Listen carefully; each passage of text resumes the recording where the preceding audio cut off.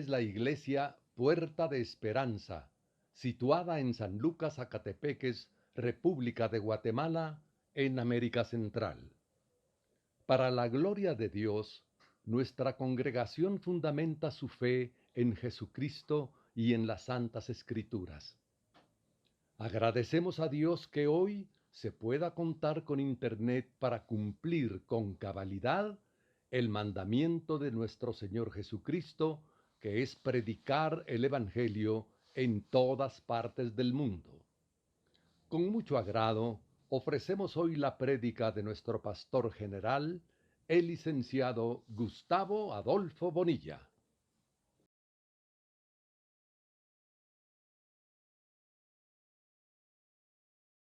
Cuando vimos el caso de este endemoniado gadareno, que al final el Señor lo libera, yo me ponía a pensar, ¿se recuerdan que cuando el Señor encontró a aquellos 10 leprosos y que le pidieron misericordia, el Señor los mandó a que se presentaran al sacerdote, ¿verdad? Y que presentaran el sacrificio? De esos 10, uno era samaritano, los otros 9 eran judíos. Pero incluso al samaritano también lo mandó a que fuera a presentarse delante del sacerdote. Y el samaritano finalmente no fue, sino que en el camino, cuando sanó, regresó. Pero me llamaba la atención que por qué al gadareno no lo mandó al sacerdote a presentar el sacrificio. El Señor nunca dejó de cumplir la ley, Él siempre cumplió la ley. Les voy a dejar de tarea, y el próximo miércoles ustedes me dicen qué encontraron en la Biblia, por qué el gadareno no fue a presentar sacrificio al sacerdote, para que el sacerdote lo presentara delante del Señor. Y platicamos el otro miércoles de eso. A ver si ustedes encuentran algo ahí. Van a tener que ir al Antiguo Testamento, básicamente en Levítico, y sí, más que todo en Levítico van a encontrar información. A ver qué argumento me pueden dar el otro miércoles. Ok. Viendo el caso del gadareno, vamos a hacer este paréntesis y vamos a ver este tema. La Biblia habla de gigantes, ¿verdad? Y hay varios textos que mencionan eso, y hoy vamos a ver algunos de ellos. Y vamos a tratar de establecer cuál es el origen de estos gigantes, que también se les llama Nefilín. Y entonces vamos a ir a Génesis. Más o menos algo así era la imagen o la comparación, el contraste entre un gigante y un ser humano normal. Eran personas muy altas, eran muy altas y muy fuertes que se mencionan en la Biblia. Entonces vamos a abordar ese tema porque me pareció interesante ahorita que estamos viendo lo del gadareno. Entonces Génesis 3:15 dice: pondré enemistad entre ti y la mujer. ¿Entre quién? La serpiente. Entre la serpiente y la mujer. El Señor le dijo: pondré enemistad entre ti y la mujer. Pero también le dice que va a poner enemistad entre tu simiente y la simiente suya. Tu simiente, ¿a quién se está refiriendo? Se está refiriendo a la serpiente. ¿Sí? Y la simiente suya es la simiente de la mujer. Todos sabemos que la simiente de la mujer, en este texto el Señor estaba hablando de Cristo. ¿Estamos? ¿Estamos de acuerdo? ¿Sí o no? No estamos de acuerdo. Ok, el Señor está Sí, diciendo, pastor. ok, pondré enemistad entre ti y la mujer, entre tu simiente, la simiente de la serpiente, y la simiente de la mujer. ¿Cuál es la simiente de la serpiente? Satanás. Esa es la serpiente. Satanás es la serpiente. La simiente de la mujer es un ser humano, Cristo, Ajá. ¿sí? Porque está hablando de una mujer. Entonces, la descendencia de la mujer de que estaba hablando aquí, estaba hablando de Cristo. ¿Cuál es la simiente de la serpiente? El pecado, No. ¿no? Sí, estamos hablando de un hijo, de una descendencia. ¿Cuál es la descendencia de la serpiente? Verá que el tema está. Nimrod. ¿Ah? Los Ahí. hijos desobedientes, pastor. Los hijos desobedientes. Allá andamos algo cerca, pero en este texto vamos a ver a qué se refería. Y estoy insistiendo mucho en esto para que le prestemos atención y veamos, porque ya desde aquí estamos entrando a un conflicto, a una parte bien difícil de la Biblia. La simiente de la serpiente, la descendencia de la serpiente. Entonces vamos a tratar de identificarla. Entonces le dice, esta te herirá en la cabeza, hablando de la simiente de la mujer, esta te herirá en la cabeza, o sea, te herirá, está hablando de la serpiente, que la simiente de la mujer, Cristo, le va a herir en la cabeza a la simiente de la serpiente. Dice, y tú le herirás en el calcañar. O sea, a Cristo le va a herir la simiente de la serpiente. Ok. Este versículo es bien complicado. Entonces veamos Génesis 6:2. Dice, que viendo los hijos de Dios, que las hijas de los hombres eran hermosas. ¿Quiénes eran los hijos de Dios en Génesis 6? Porque ¿acaso las mujeres no eran hijas de Dios? ¿Solo de los hombres? ¿Solo los hombres eran hijos de Dios en aquel tiempo? No, ¿verdad? Pero miren lo que dice el texto, que viendo los hijos de Dios, que las hijas de los hombres eran hermosas, tomaron para sí mujeres, escogiendo entre todas. Llevémosle el hilo, porque esto sí está bastante complicado, pero está interesante. ¿Esos hijos de Dios no eran ángeles, hermano Gustavo? Exactamente. Ahorita vamos a verlo. Dice Job 2:1. Aconteció que otro día vinieron los hijos de Dios. Los hijos de Dios. Para presentarse delante de Jehová. No está hablando de seres humanos, porque los seres humanos no se podían presentar ante Jehová en el cielo, porque está hablando, Jehová está en el cielo, no está en la tierra. Aconteció que otro día vinieron los hijos de Dios, y aquí estamos hablando de los hijos de Dios en 6:2. ¿Para qué? Para presentarse delante de Jehová, y Satanás vino también entre ellos, presentándose delante de Jehová.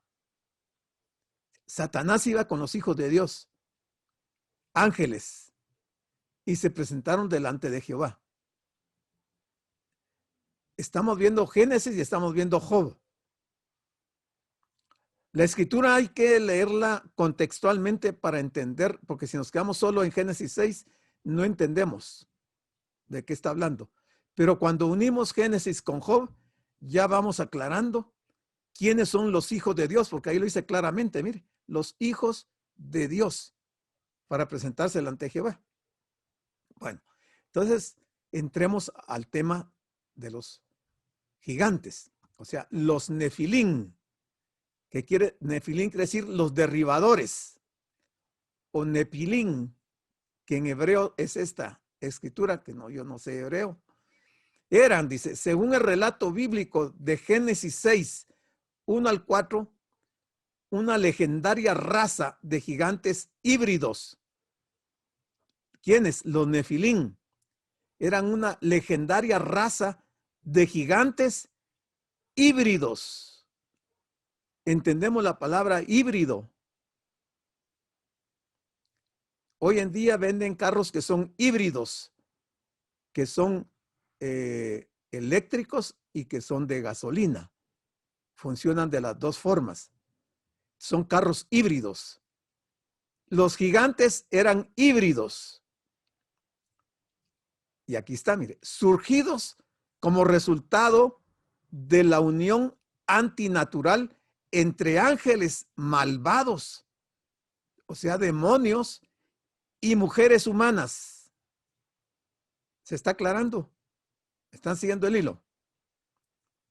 Eran el resultado, estos Nefilín era resultado de la unión antinatural entre ángeles malvados, demonios y mujeres humanas, los cuales habrían existido en la época de los patriarcas, Enoc y Noé, y se habrían extinguido posteriormente durante el diluvio universal. Además del relato de que da la Biblia en Génesis, esta palabra hebrea solo se menciona otras 2 veces, específicamente en Números 13:33. Números 13:33.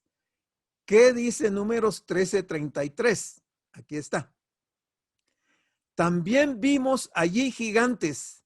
Este es el informe de los 12 espías que mandó Moisés a espiar la tierra prometida, Canaán. Entonces ellos dicen, también vimos allí gigantes, hijos de Anac, raza de los gigantes. Y éramos nosotros, a nuestro parecer, como langostas, y así les parecíamos a ellos. Aunque aquí hay una figura, el relato es literal.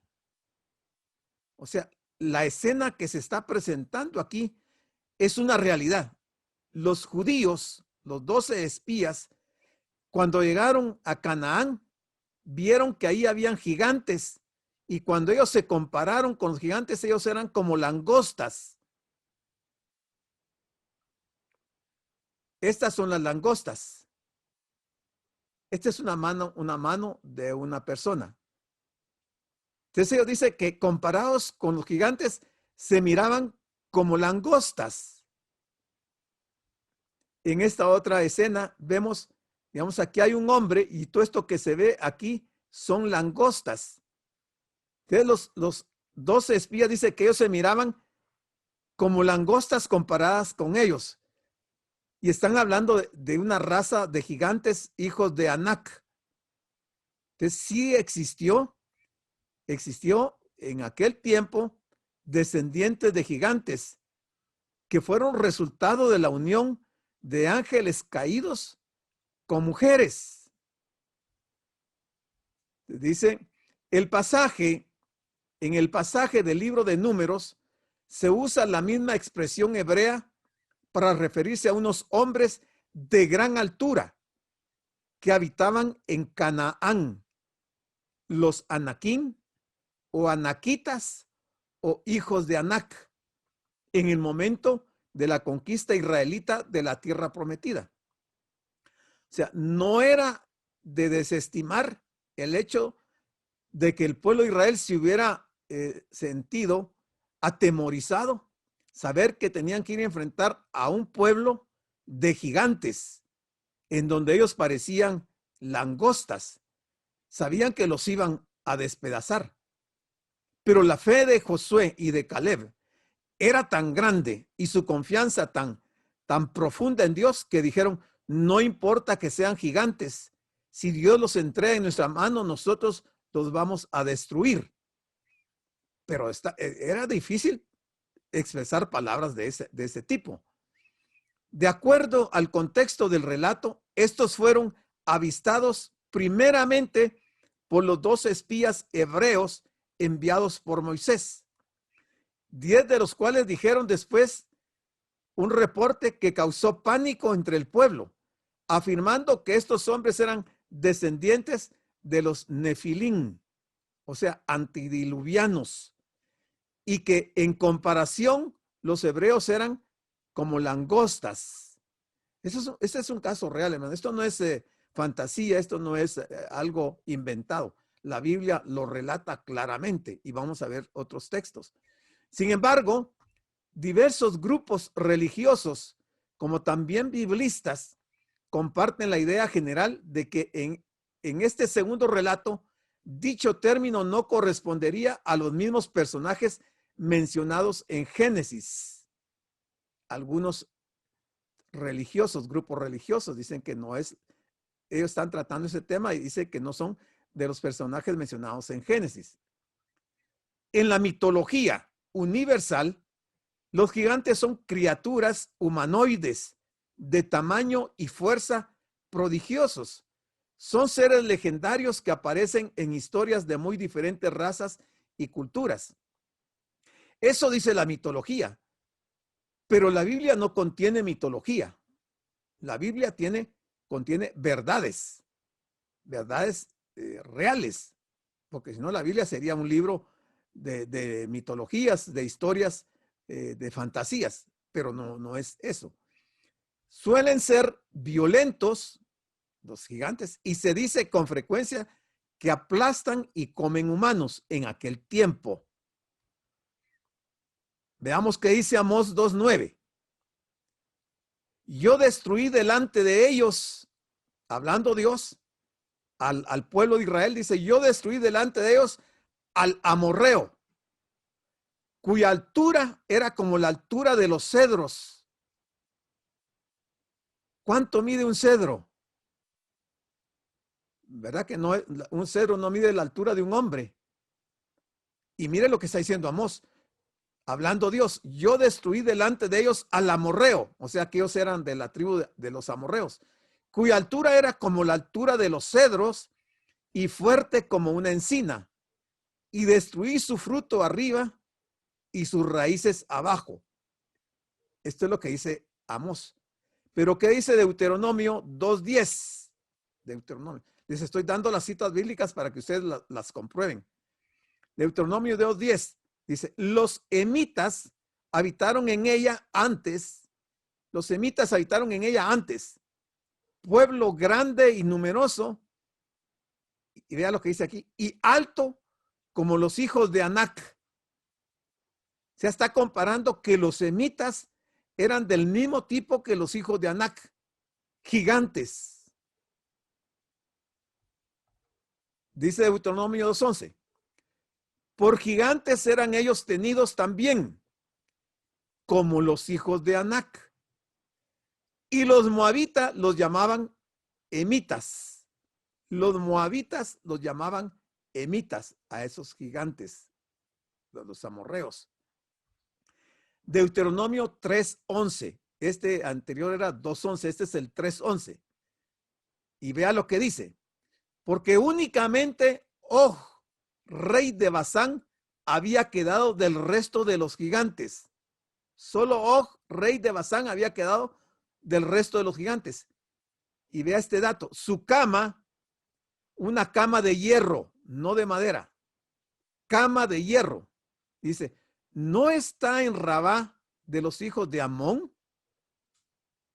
La longitud de ella, de la cama, es de 9 codos y su anchura de 4 codos, según el codo de un hombre. ¿Qué quiere decir estas medidas? ¿A cuánto equivalen en nuestras medidas del día de hoy? 9 codos son 4 metros con 5 centímetros. Eso medía, era el largo de la cama del rey Og.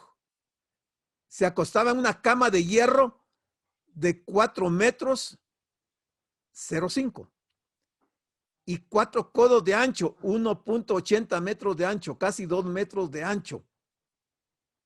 Si ahí se acostaba Og, quiere decir que era un personaje como la primera escena que vimos al inicio. Estos son datos bíblicos que están ahí en estas citas. ¿Qué dice 2 Samuel 21:16? Isbi Benob, uno de los descendientes de los gigantes, cuya lanza pesaba 300 ciclos de bronce. Yo busqué para ver cuánto equivalen 300 ciclos de bronce y dice que era más o menos entre 6 y 7 quintales. Eso pesaba la lanza, 6 quintales. ¿Se imaginan el grosor y el tamaño de la lanza? ¿Y quién estaba ceñido con una espada nueva? Isbi Benob trató de matar a David, según 2 Samuel 21:16. Trató de matar a David, que David estaba peleando con este otro gigante. Y en un momento dado, ya David ya tenía sus años, ya no tenía la fuerza que se requería para pelear con alguien de esto, y entonces llegaron en su auxilio, porque si no, este gigante hubiera matado a David. Ustedes pueden leer la historia en 2 Samuel capítulo 21. Génesis 18:2. Dice, y alzó sus ojos y miró, y he aquí 3 varones. Esta es otra información, pero que va relacionada y se las quiero dar para que lo relacionemos. Abraham está viendo aquí a 3 varones. No dice 3 ángeles, dice 3 varones que estaban junto a él. Y cuando los vio, salió corriendo de la puerta de su tienda a recibirlos y se postró en tierra. Si Abraham se postró en tierra, estos tenían figura de varones, pero no eran seres humanos. Eran ángeles con forma de varones. Se presentaron como varones, hablando de ángeles de Dios.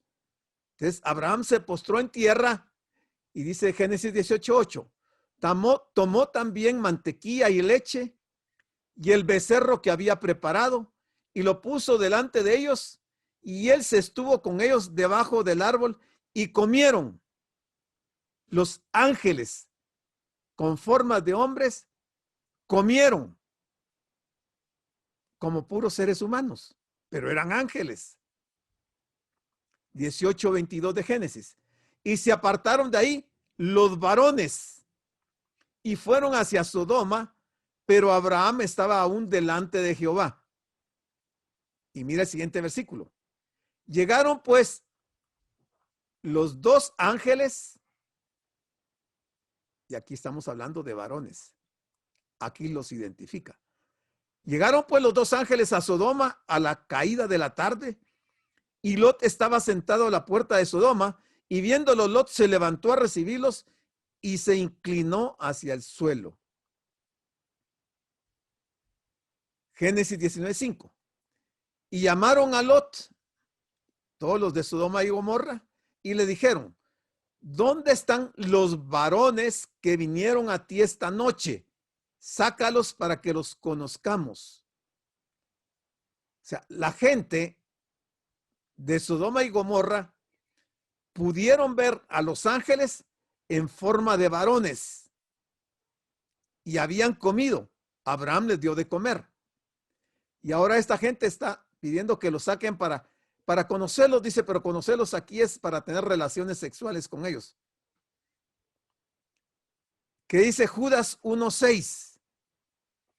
Y a los ángeles que no guardaron su dignidad, sino que abandonaron su propia morada, los ha guardado bajo oscuridad en prisiones eternas para el juicio del gran día. Mire qué interesante lo que está diciendo Judas. Los ángeles que no guardaron su dignidad. ¿A qué se refieren con que no guardaron su dignidad? No se comportaron como ángeles, sino que como humanos. Y entonces son de los que estamos viendo que son resultado de la unión de ángeles caídos, que eran hijos de Dios, con las mujeres hijas de los hombres. Judas escribió el único relato de la Biblia en relación con la lucha entre Satanás y el arcángel Miguel por el cuerpo de Moisés. ¿Qué quería Satanás hacer con el cuerpo de Moisés? ¿Por qué tuvo que acudir el arcángel Miguel a luchar contra Satanás para que Satanás no se llevara el cuerpo de Moisés? Sin duda lo quería poseer y levantarlo y engañar al pueblo de Israel de aquel tiempo. Este es un pasaje muy notable de las Sagradas Escrituras. Miremos esta comparación. Este de aquí de la izquierda es un hombre de unos 70 metros de estatura. El de en medio, la estatura aproximada de Goliat, según el primer libro de Samuel en su versión hebrea, era de 2.90 metros, casi 3 metros. Este de acá, el rey Og, último superviviente de los refaítas, según el libro del Deuteronomio, una estatura aproximada de 3.50 metros y su cama medía 4 metros. Estos fueron los gigantes. Este es un niño de 10 años que mide 1.40 metros de estatura, que no se cree lo que está mirando. O sea, si comparamos a un hombre de estatura normal de 1.70 comparado con el rey Og, diríamos que es casi el doble. Entonces, estos hombres existieron y existieron como producto de lo que dice Judas, que los ángeles no guardaron su dignidad, y lo relacionamos con lo que dice Génesis y dice Job, de que los ángeles, los hijos de Dios caídos, se relacionaron con las mujeres. Miren esta escena. Estos son hombres normales. Este es un nefilín. Mire la estatura. Esta es otra escena. Esto es de la mitología, pero más o menos guarda la misma relación. Este es otro nefilín. Y esta es la estatura de un ser humano. Muy bien. Hasta ahí el estudio de estos nefilín. Y entonces, si quieren, antes de continuar con lo que nos toca del capítulo 5 del Evangelio de Marcos, si alguien tiene preguntas o hacer comentarios, puede abrir su micrófono y utilizarlo antes de que continuemos. Estamos a 25 minutos para terminar. Si hay dudas, si no, seguimos. Pastor, solamente me queda una duda. Después del diluvio hubo gigantes. Hubieron gigantes porque David peleó contra uno de ellos. Y el rey Og es después del diluvio también. Y ya vieron que ahí vimos la imagen del rey Og, ¿va? Con una cama de 4 metros. Hubieron. Y la otra cosa es que los seres que representan en la mitología griega son humanos con demonios, ¿verdad? Exactamente, es que así eran todos los gigantes. Eran descendientes. Por eso cuando el Señor le dice, y la simiente tuya, o sea, de la serpiente, dice, ahí habla de la simiente de la serpiente. Son esos nefilín. Bueno, parte de eso, esos no son todos. Recordemos que del grupo de ángeles que se rebelaron contra Dios, un grupo está encarcelado en el Hades, que no los dejan salir. Pero otro grupo quedó flotando en el ambiente del mundo. Y esos que quedaron flotando en el ambiente del mundo son parte de estos nefilín. ¿Verdad? ¿Estamos? Ok, gracias, pastor. Vale. Ahí en Cayalá tienen a Zeus, que dicen que es de la mitología griega, el hombre que está cubierto a la mitad del cuerpo en un jardín. Todo el mundo llega a tomarse fotos, pero no saben verdaderamente el origen que tiene, ¿verdad? Sí, aunque esa es mitología, lo de Zeus, pero esa es como una copia de lo que han sacado de la Biblia y lo han querido, y le han inventado muchas cosas, porque de Zeus se dicen muchas cosas, con Dios y las relaciones que tuvo, los hijos que tuvo, eso sí todo es mitología, pero lo sacan de estos pasajes de la Biblia para Correcto. presentarlo no como un nefilín, sino como un dios. Sí, Mire qué correcto. curioso. Lo presentan los griegos como un dios, siendo que son demonios. ¿verdad? Incluso cuando fue la inauguración de Cayalá, entregaron la ciudad de Cayalá al dios de Zeus. O sea que esa es una ciudad pagana. Desde ya maldijeron el lugar, ¿va? Es una ciudad, es un lugar maldito. Sí, ¿verdad? correcto. Porque lo están entregando a un nefilín, a los demonios. ¿verdad? Sí, Cuidado. es correcto. ¿verdad? Ok, ¿no hay preguntas? ¿Seguimos? El tema yo sé que es complicadísimo. Yo creo que los agarré en frío, ¿va? Pero si quieren más adelante hablamos de esto. Ajá, hermano Gustavo, Sí, hermano Raulito. el coloso de Rodas también. Sí, Ese fue símbolo de un hombre también gigante, ¿verdad? sí, Que aunque eso también es cuidaba. mitología, ¿va? Es Era mitología, que sí. fue una de las 7 maravillas del mundo antiguo también, el Coloso de Rodas, ¿va? ¿Ok?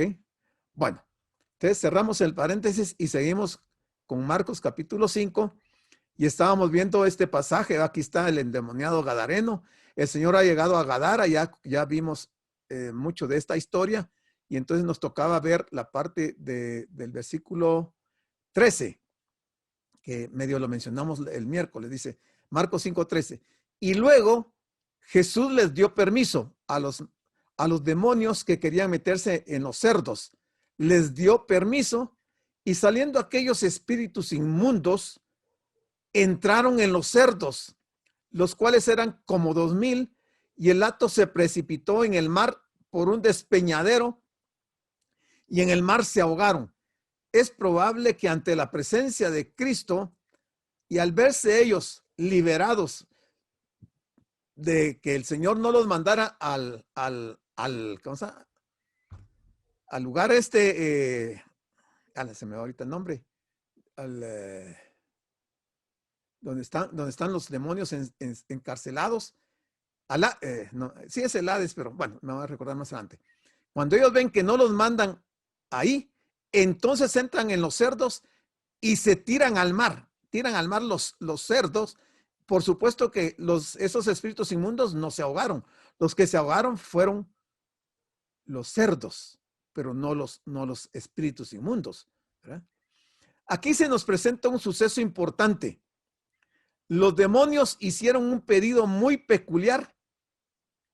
Abismo era la palabra.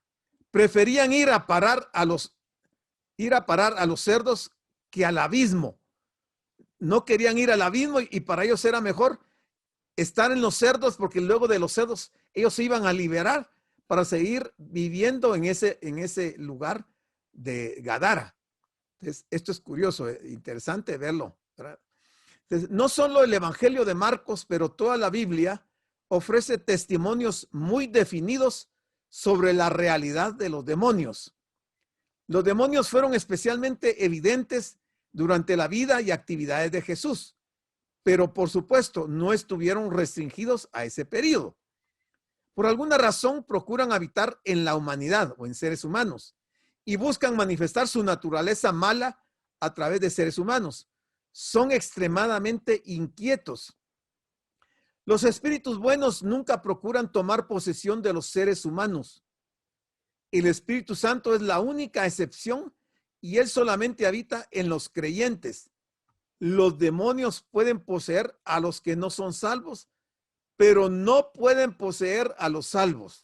Nunca van a poder poseer a los salvos, porque son salvos porque tienen el Espíritu de Dios.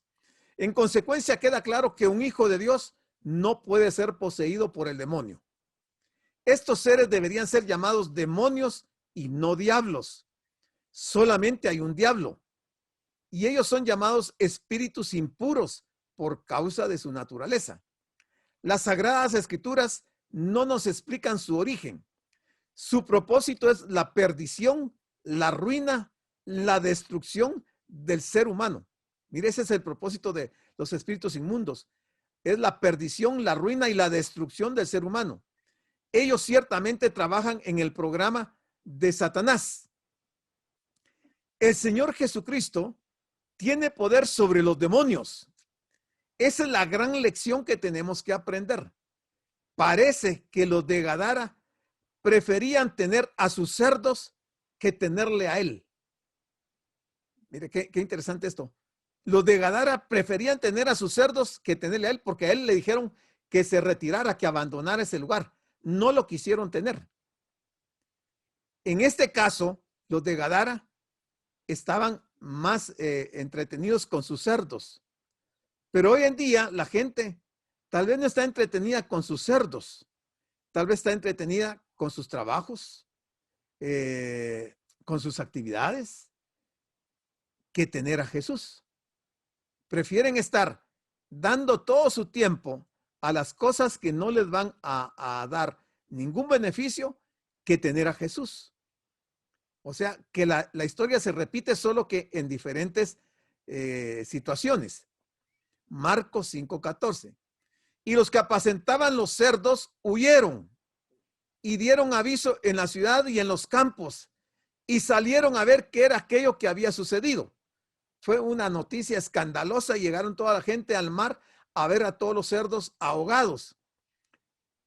Y entonces vienen a Jesús y ven al que había sido atormentado del demonio, que ya está en su sano juicio y que había tenido la legión. Lo ven sentado, vestido y en su juicio cabal, y tuvieron miedo. Los de Gadara vinieron a Jesús y encontraron ahí al que había sido endemoniado. Estaba tranquilo, sentado, ya estaba vestido, en su juicio cabal, y tuvieron miedo.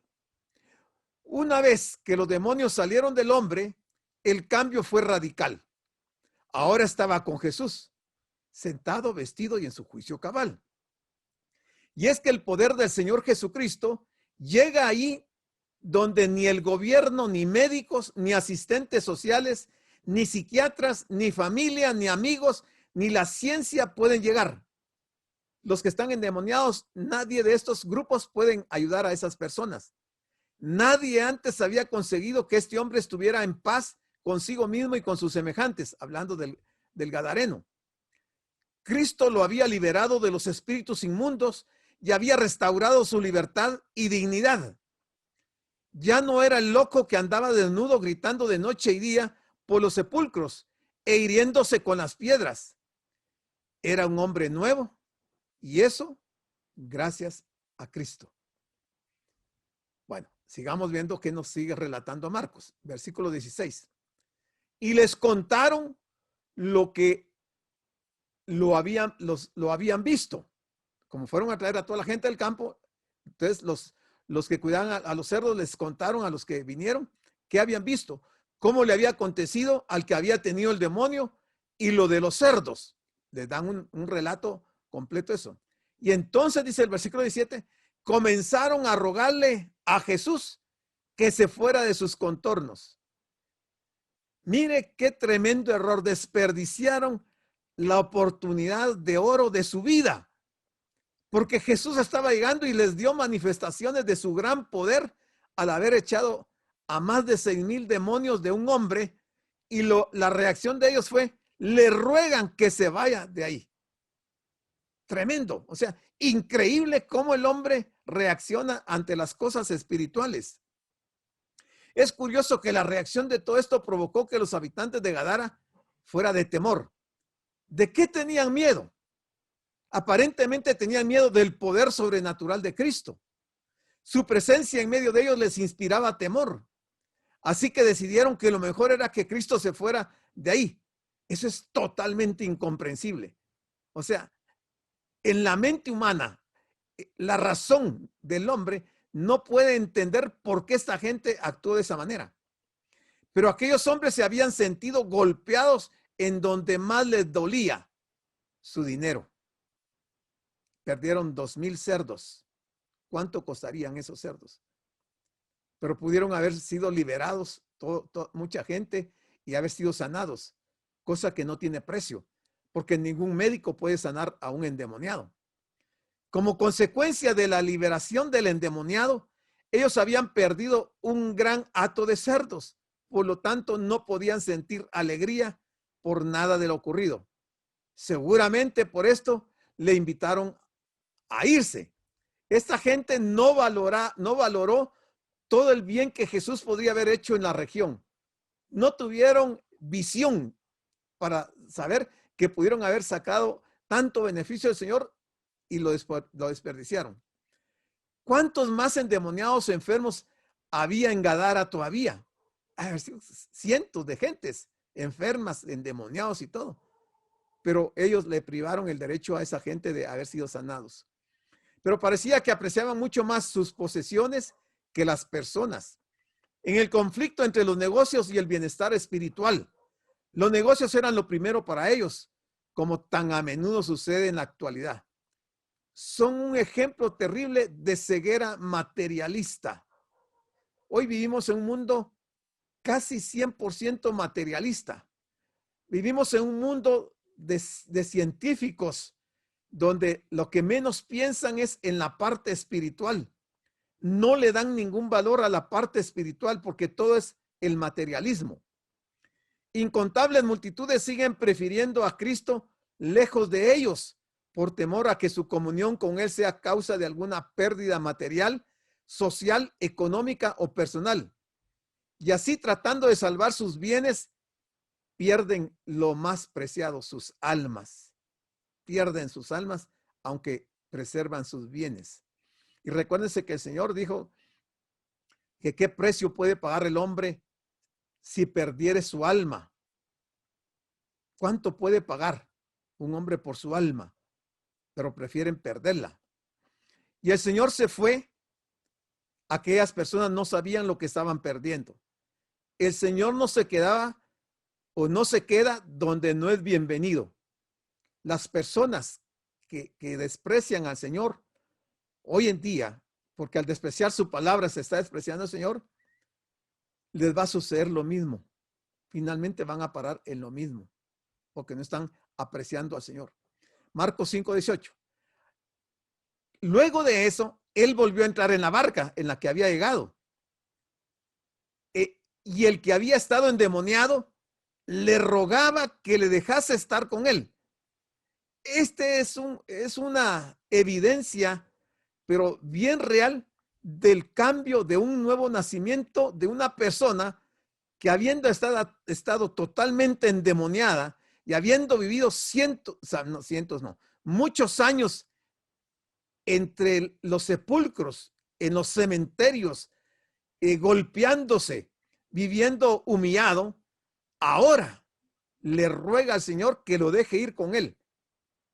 Tal fue el impacto que este hombre tuvo que quería irse con el Señor. Sin embargo, Jesús no se lo permitió. Hay razones por las cuales el Señor no se lo permitió, porque ese hombre pudo haber sido un buen elemento para la propagación del evangelio para el Señor.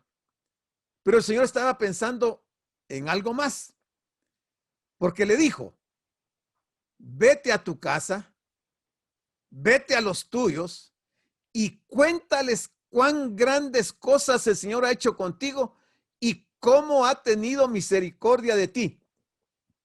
O sea, lo comisiona no solo para que dé testimonio, sino que para que predique a los de él.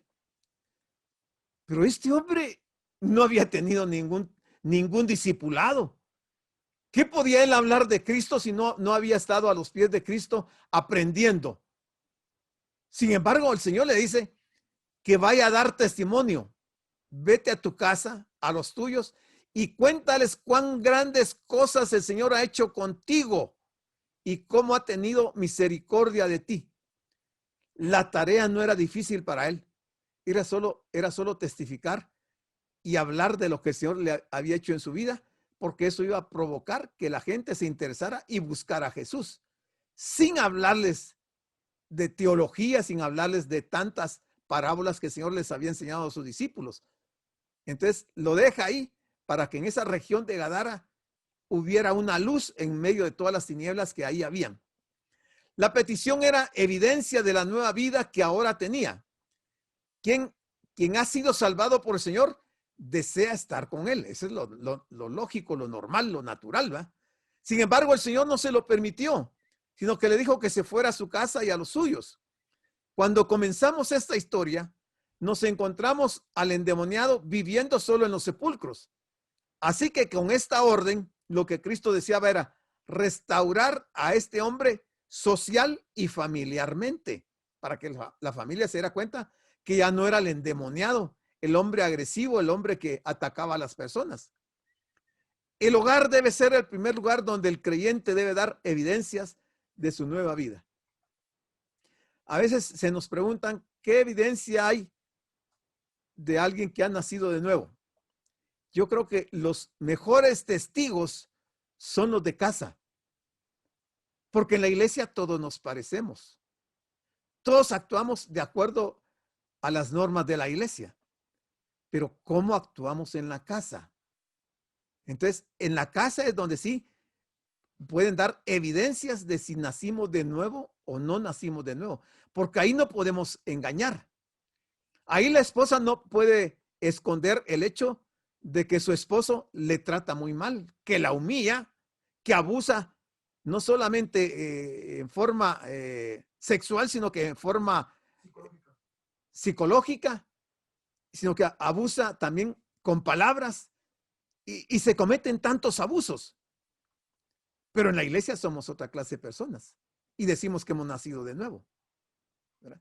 Entonces, aquí en el hogar es donde se tiene, es el primer lugar donde el creyente debe dar evidencias de su nueva vida.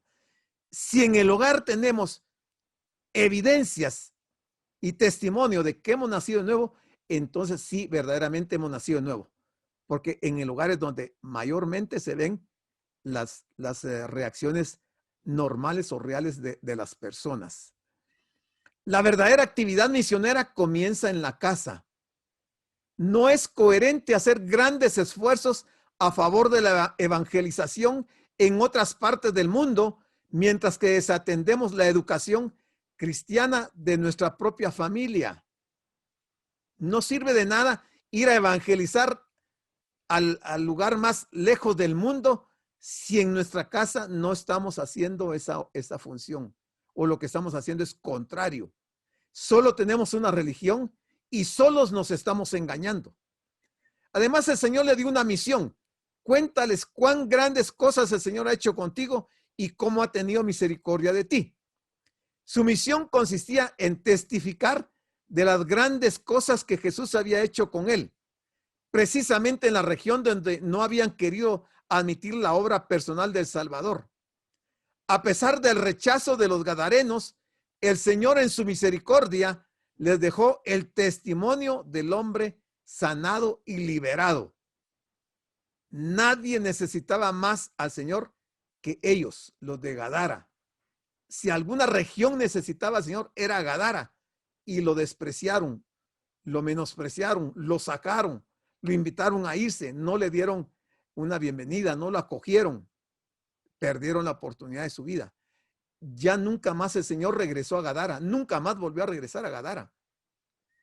Marcos 5:20. Y se fue y comenzó a publicar en Decápolis cuán grandes cosas había hecho Jesús con él, y todos se maravillaban. O sea, el testimonio del que había sido endemoniado no solo llegó a Gadara, sino que llegó a Decápolis. Decápolis era un lugar de 10 ciudades. Y en esas 10 ciudades él fue a contar cuán grandes cosas Jesús había hecho con él, y los resultados fueron de que todos se maravillaban. Me parece que a este hombre le sucedió lo mismo que le sucedió a la mujer en el pozo de Jacob.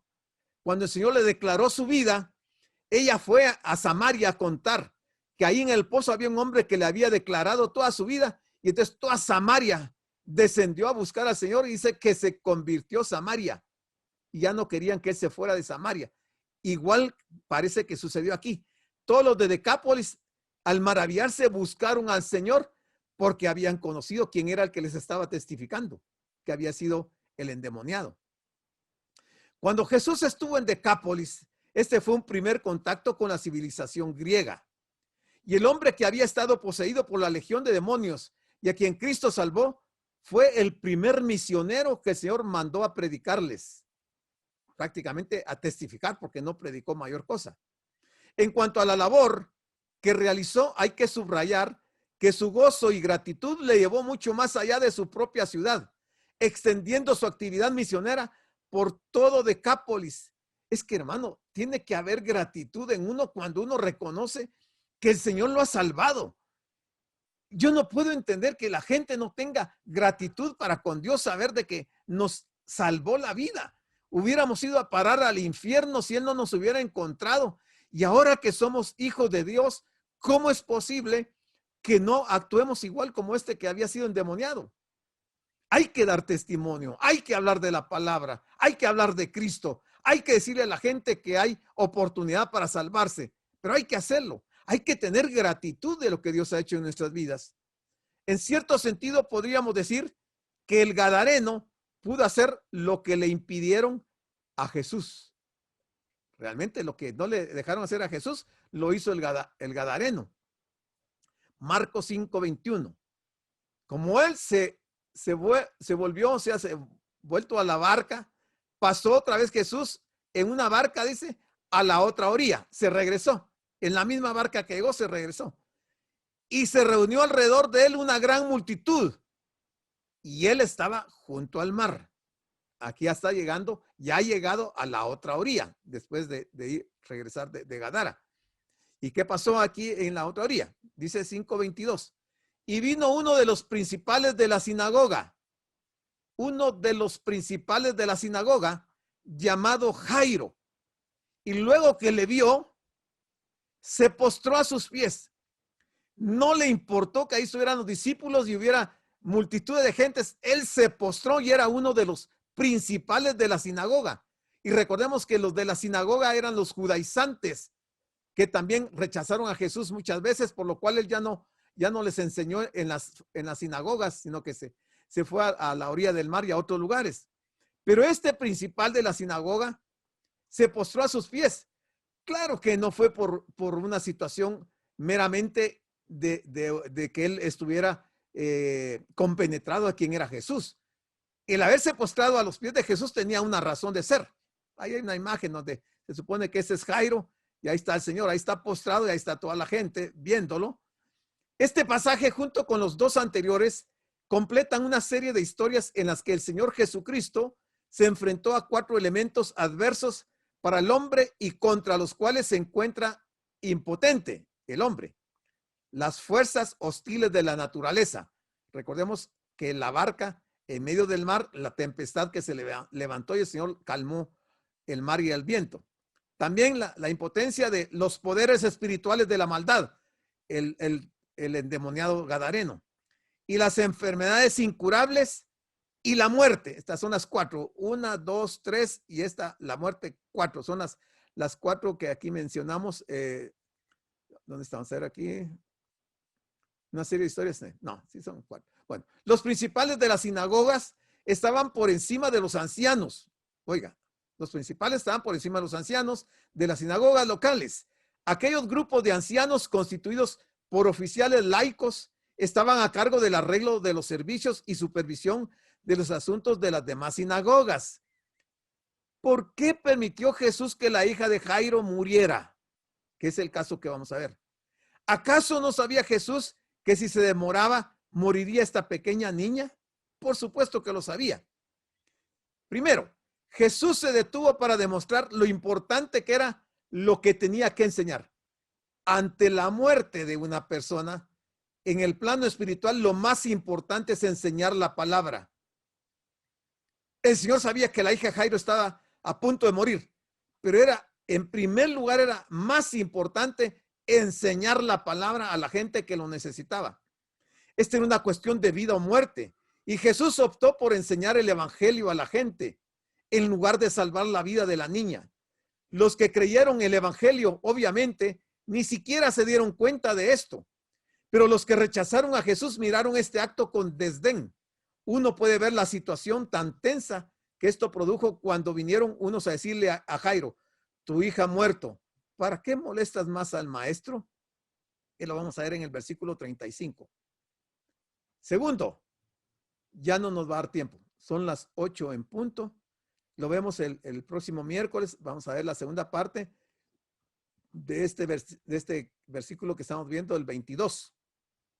Entonces nos quedamos en el 22, lo vamos a repetir el próximo miércoles. Vamos a ver la segunda razón, ya vimos la primera, nos tocaría esta.